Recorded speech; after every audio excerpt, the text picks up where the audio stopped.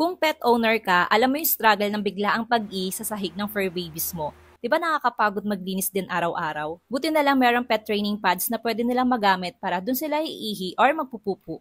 Naka-buy one take one nga pala itong pet training pads na to from Post Walk. Napaka-absorbent nito kaya pag nagwiwi yung fur babies ko, agad nagiging gel ito and wala talagang tagas. May leak-proof plastic lining pa kaya hindi nasisira yung sahig. At ang pinaka-favorite ko, quick dry surface kaya walang basa-basa sa paligid. Size large nga pala itong pet training pads na to and meron siyang laman na 40 pieces sa isang pack. Meron pa tong ibang available na size, merong small na 100 pieces yung laman, pag medium naman 50 pieces, pag extra large 20 pieces. Perfect din tong gamitin para sa mga senior dogs and sa mga dogs na may sakit. Pwede din kayong gumamit ng defecation inducer para masanay agad yung fur babies nyo na magwiwi or magpoopski dito sa pet training pads. Kaya kung may fur babies ka rin na kung saan nagwiwiwi, try mong gumamit itong pet training pads at itrain mo sila na dito magwiwi or